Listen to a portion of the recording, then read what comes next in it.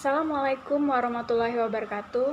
Perkenalkan, nama saya Inneke Puspitasari dengan NIM 09021181722072, Prodi Teknik Informatika, Reguler B, Universitas Sriwijaya.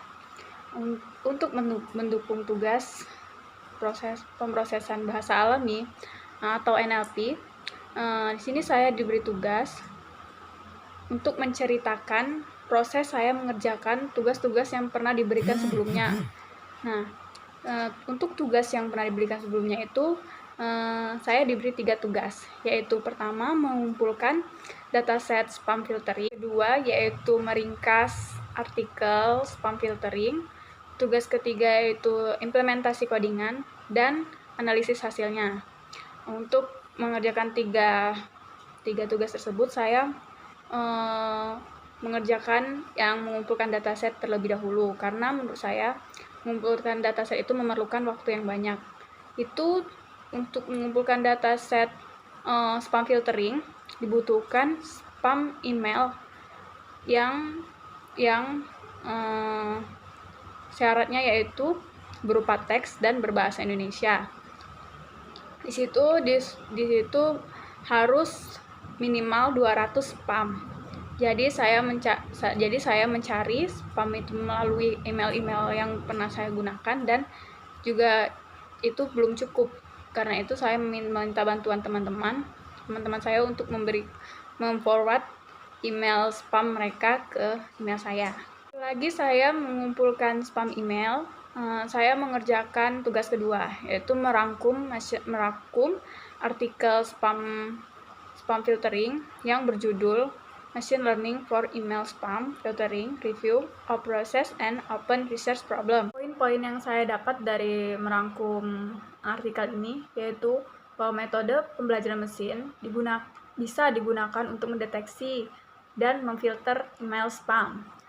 Studi ini meneliti aplikasi teknik pembelajaran mesin ke proses penyaringan spam email dari pelayanan internet ISP terkemuka seperti Gmail, Yahoo, dan Outlook, dan filter spam email. Diskusi tentang proses penyaringan spam email umum dan berbagai upaya oleh berbagai peneliti dalam memerangi spam melalui penggunaan teknik pembelajaran mesin pun dilakukan. Pada review ini membandingkan kekuatan dan kelemahan dari pendekatan pembelajaran mesin yang ada dan penelitian terbuka masalah yang ada dalam penyaringan spam. Teknik pembelajaran mesin ini memiliki kapasitas untuk mempelajari dan mengidentifikasi email spam dan phishing dengan menganalisis banyak pesan yang ada pada komputer. Model pembelajaran mesin yang digunakan yaitu memiliki akurasi sekitar 99%. Model deteksi ini juga memasukkan alat yang disebut penjelajah aman Google untuk mengidentifikasi situs web yang memiliki URL jahat.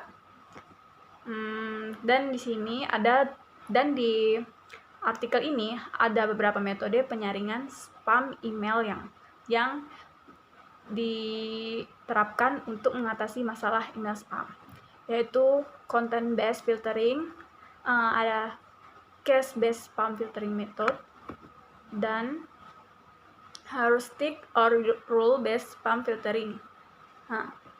Di sini juga banyak peneliti juga yang telah mengusulkan metode yang berbagai untuk mengklasifikasi email spam, yaitu juga diantaranya ada algoritma supervector machine dan case-based teknik.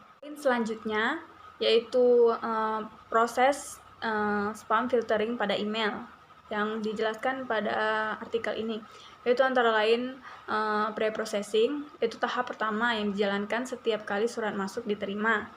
Yang kedua itu tokenization, adalah proses untuk menghapus kata-kata di tubuh email, juga mengubah pesan menjadi bagian-bagian yang lebih bermakna, dan dibutuhkan email dan membaginya menjadi urutan simbol yang representatif.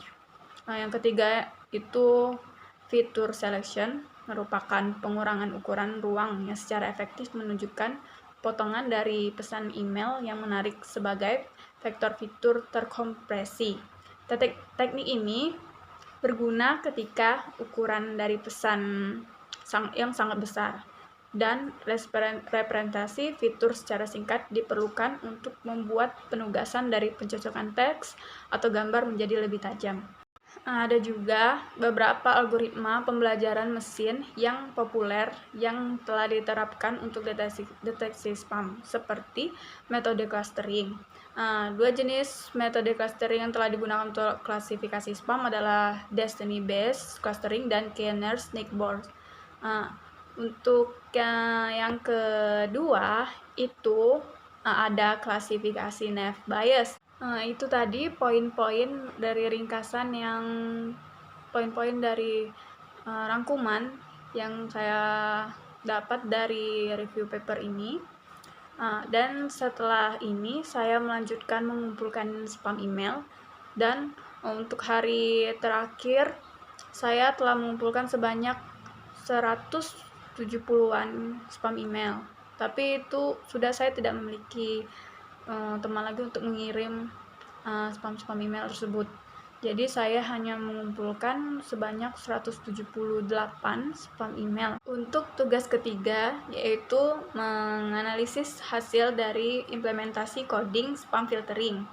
Di sini saya menganalisa yaitu kode spam filtering ini menggunakan library skitlearn untuk melatih data training dan untuk menghitung prediksinya menggunakan metode Naive Bayes. Dari dataset yang digunakan ada lebih 5.000 sampel dataset yang telah diberi label yang mana spam dan yang mana ham atau yang mana yang bukan spam. Di sini spam itu diberi label V1 dan V2. Itu untuk atributnya. Yang dilakukan program pertama kali yaitu pertama dia menghapus kolom-kolom yang tidak berfungsi atau yang tidak berguna. Jadi itu di drop. Kemudian disisakannya lah hanya kolom spam dan kolom ham. Dan di situ kemudian masing-masing data diberi label spam dan ham. Hasil yang didapat adalah spam sebanyak 747 SMS dan ham sebanyak 4.825. Dan kemudian selanjutnya data diberi label ham dan spam tadi diubah ke label numerik, yaitu ham ditandai dengan 0 dan spam ditandai dengan 1. Proses ini tidak mempengaruhi hasil setelahnya pada contoh kode. Ya, hasilnya itu tidak berpengaruh. Itu tetap seperti yang hasil sebelumnya. Data yang menjadi test size sebanyak 0,2, yang berarti 20% dari data tes yang ada, berarti sisanya data training. Lalu data tersebut di random dan diberi nilai 10. Random state hanya untuk memastikan jika kode dijalankan yang akan menghasilkan keluaran yang sama dengan data set yang diuji. Kemudian untuk menghitung nilai akurasinya menggunakan metode Naive Bayes. Hasil perhitungan dari data tersebut akan menampilkan banyak spam dan ham dari 20% data training yang digunakan dan tingkat akurasinya. Itu tadi proses saya mengerjakan tugas-tugas yang telah diberikan. Tugas yang materinya yaitu spam filtering. Masih banyak kekurangan dari tugas yang telah saya kerjakan tersebut. Dan masih banyak lagi ilmu yang harus saya gali mengenai spam filtering ini. Jadi terima kasih atas perhatiannya. Wassalamualaikum warahmatullahi wabarakatuh.